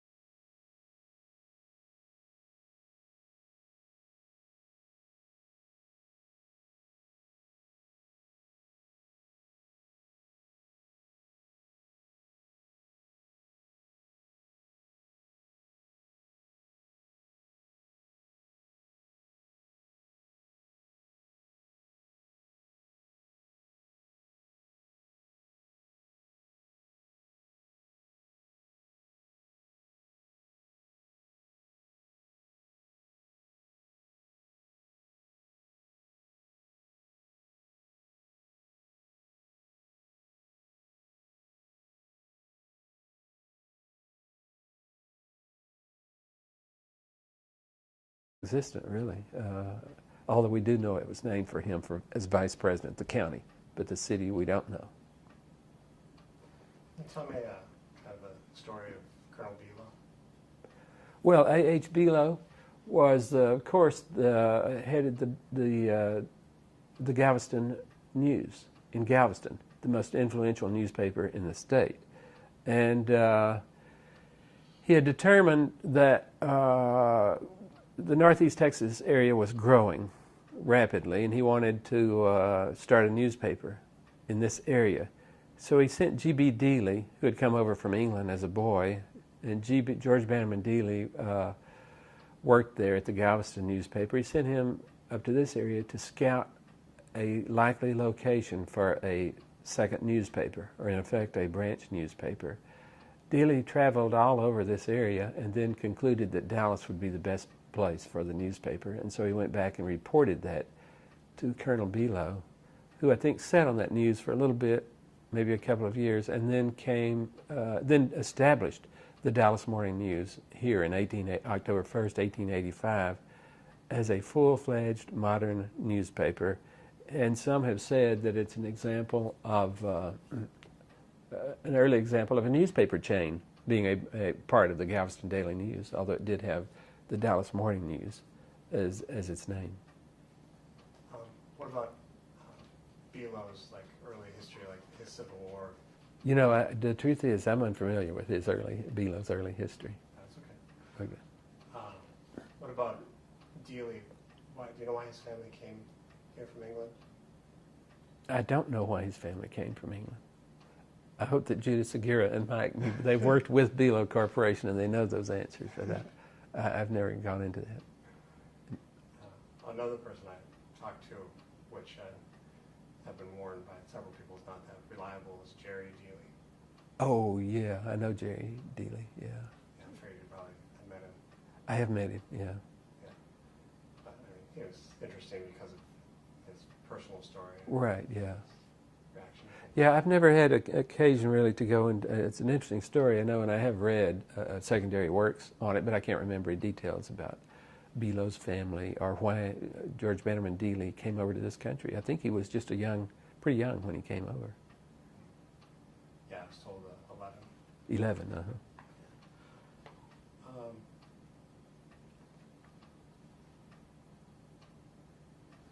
Did you know the name of Dealey when you were growing up in Dallas? Yes, I did know the Dealey name because when I was growing up in Dallas, I was very interested in newspapers. And from a pretty early age, wanted to be a newspaper reporter. So I read both the Dallas Morning News and the Dallas Times-Herald. And Dealey was, of course, he died in, 46? And I was 9 years old in 46. So I shouldn't say that I was very conscious of his name at that age, but shortly thereafter I certainly was aware of it. And I may have been at the age of 9 even when he died. I don't recall his death, though. But I read both newspapers pretty carefully and aspired to a career here in Dallas on a newspaper.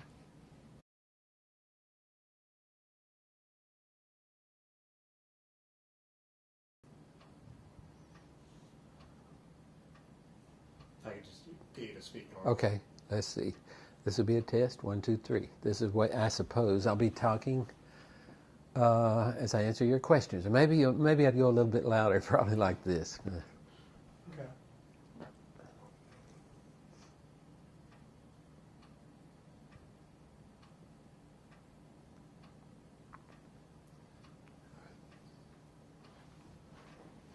I'm just going to sit here. Okay. Okay, you're going to talk to you. Yeah. Okay. That's fine. First, can you start out by telling me your name, Okay. where you live, and what you do. Okay. My name is Darwin Payne. I live at... Just the city is fine. Oh, okay. My name's Darwin Payne. I live in Dallas, Texas. I'm a retired professor at Southern Methodist University. Where were you born? I was born in Van Zandt County, Texas, which is about 55 miles southeast of Dallas. And then I came to Dallas when I was 6 months old. So pretty much been here the whole time. So I've lived here since I was 6 months old, except for a few little periods, college, Army, and working in Fort Worth for 3 years for the Fort Worth Press. Where'd you go to college? I went to the University of Texas at Austin, got a bachelor's degree in journalism there. And then I went to SMU, got a Master of Arts in History, then back to the University of Texas for a PhD in American Civilization. And how long did you spend in the Army? Well, the first time I went in the Army, I was there for 6 months. I was part of the National Guard. Went to Fort Knox, Kentucky. And then I was recalled to active duty in 1961 when the Berlin Wall went up. And so that time I spent just short of 1 year. Did you just stay here, or did you have to go? No, I went to Fort Polk, Louisiana for that term, yeah.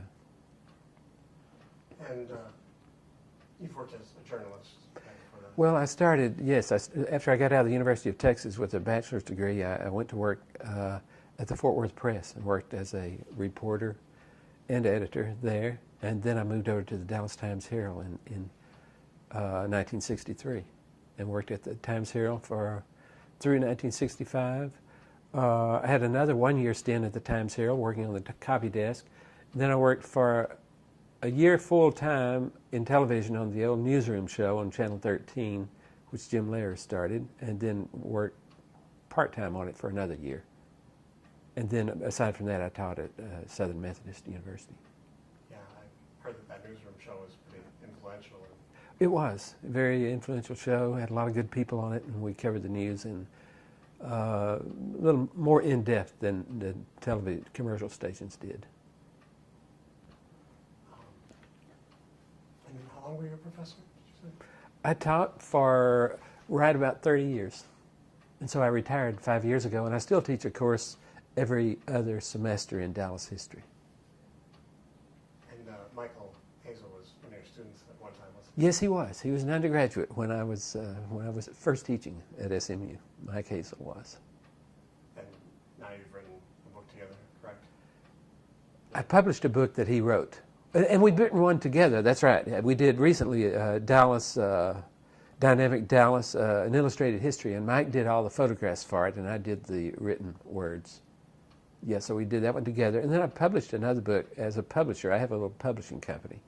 And I did his book, Dallas Reconsidered, a collection of essays, which he edited. And he wrote a lot of the essays. And then what books have you also written yourself? I've written a number of books. Recently I've written several books on Dallas history. I did Big D, Triumphs and Troubles of an American Super City in the 20th Century, which was a review or history of the 20th century. I did a book, A History of Lawyers in Dallas, about lawyers, how they impacted the city and the Dallas Bar Association throughout its history. I did a history of aviation in Dallas, primarily on DFW Airport. And aside from that, I've done first book I did was a biography of Frederick Lewis Allen, who was editor of Harper's Magazine and a prominent historian as well. I did a biography of Owen Wister, who wrote The Virginian and other books, and that was a book in 1903 that introduced the cowboy as a popular cultural hero to American life, and it sort of created this culture in which the cowboy was a hero. And a couple of other books I've edited. But and I'm just finishing a book right now, by the way, on Sarah T. Hughes, the federal judge who was here for so long and who swore in Lyndon Johnson on Air Force One, and did any number of other things. So what is it that you like about Dallas so much? Well, primarily I like Dallas a lot because I grew up here, I'll be honest. And of course, it's been a good place for me. I mean, I have family here, friends, of course, and it seems to me that it does have a lot of advantages. It's a good place to live. It's very conveniently located within the United States, and it's convenient to live here to get around in Dallas as well. So, so I like it. Yes, I like it a lot, and I think it has an interesting history too that a lot of people don't recognize. And it's conceived of as a town, a recent town that not much ever happened here, but the truth is it has a pretty interesting history. Do you have any political affiliation? I don't have an affiliation. I voted for both parties. I must tell you, recently I would have to say I'm a Democrat. Although I certainly have voted for Republican presidents. Go back to kind of the beginning of Dallas and how it started and what now is Dealey Plaza. Right. Well, Dallas got its very beginning right there at Dealey Plaza. There was a crossing of the Trinity River, and the river, of course, was located right near the old Red Courthouse. Now, it would be located at the Triple Underpass. When you go under the Triple Underpass. Do you remember people talking about Dealey, or was it information that you sought out? I don't remember people really talking much about Dealey. I mean recently after his death, perhaps, and in other days. I only know of people talking about him since I've become a mature individual interested in Dallas history, and then of course you hear people talk frequently about Dealey and his importance, his influence in Dallas, and certainly I tried to look into his career to a great degree to see about that. And what's your impression of the man after researching it? I thought he was a very honorable, straightforward, dignified gentleman with high hopes for Dallas. He had selected this site for the Dallas Morning News. Colonel Below had sent him here to work with the Dallas Morning News from the very beginning, and so he felt a certain ownership of it, and he wanted the city. He wanted the city to prosper, and he wanted his newspaper to prosper. So from the very beginning, he wasn't the publisher of the newspaper at the beginning, but he was the business manager for many years. He wanted the newspaper to do well. He involved himself in civic activities, and under his leadership, for the many years that he was associated with the newspaper, he pushed for civic improvements, and especially like the Trinity River project, moving the Trinity from its original site near the Triple Underpass out between levees. And he was very instrumental in getting George Kessler to be the city planner, to hire him to come up with the city plan. And he worked with Kessler considerably. He recognized at an early date, sometime probably 1910, 1912, he was, and you perhaps have heard this story, he was smoking a cigar at lunch, and he had walked down to the river and looked over at that wasteland, because it was a wasteland, and the river was a barrier for the expansion of the city in that direction. And he looked out over that land, and right behind him was the town, which was thriving, and he saw this wasted floodplain land, and he thought, one day that land will be valuable. And it would have been before 1980, because it was before, well, not necessarily before 1980, it was before the Kessler Plan came about, which was 1912. And he looked over that land and thought, it will be valuable one day. And he went to the courthouse and tried to find out who owned some of that property. And he determined to buy some of the property himself. That's all right. Okay. Do you want me to start over? Get away from your kitty. Dadgummit. It'll be good for the documentary. Especially after I take a drink of the water after the cat. He determined to try to find out who owned some of that property. He was unable to, but he wanted to be anonymous about it. So he went to the courthouse, started looking up records, couldn't determine it, and he got a friend to do the search for him. And he did find out who owned a lot of that property, and in the next several years he bought, maybe 30 acres of the property, thinking that its value would be enhanced in years to come. And then, of course, he used his influence at the Dallas Morning News to bring that low spot. That's where the original bank of the Trinity would be. Well, there was a bluff there that's now cut down by Dealey Plaza, and on that bluff, John Neely Brown came in 1841 and figured he would start a town. And he thought that was a good crossing point on the Trinity. It had a limestone base, and you had good footing to get across. The floodplain was not too wide at that point. It widens as you go up the river and down the river, and it narrowed at this point at Dallas. He thought there was going to be a national highway there. The Republic of Texas had announced a national highway, in fact, that would go up to some point on the Red River, and he figured it would cross at Dallas. And moreover, he saw the Trinity River. He saw navigation on the Trinity River coming about as far as Dallas from the Gulf of Mexico, and going no further than that, then turning around and going back. So he thought Dallas was the logical place for a returning basin, and he thought the city would grow. So he settled here. Unlike many other settlers, he didn't come to farm, he came to found a city. And so that's what he did in 1841. Do you think that cabin that's marked as his is his? That cabin that's located near the Dealey Plaza for years was marked as his original cabin in Dallas, but the truth is it's not. And in fact, the last time I looked, they changed the marking on it, so it just says it's an early cabin now. The cabin likely was built by a man named Gideon Pemberton, and the Pemberton family still lives in the Dallas area. But that's recent thought that Pemberton may have built that cabin. And how did the city of Dallas get its name? Well, the way Dallas got its name is very interesting, and in fact, nobody knows. What we do know is that John Neely Bryan was asked about it, or was quoted as having been asked about it, and said that he named it for his friend Dallas. Now, who that was, we don't know. It could have been Alexander Dallas, who was a Commodore in the U.S. Navy. It could have been George Mifflin Dallas, his brother, who was a lawyer in Philadelphia.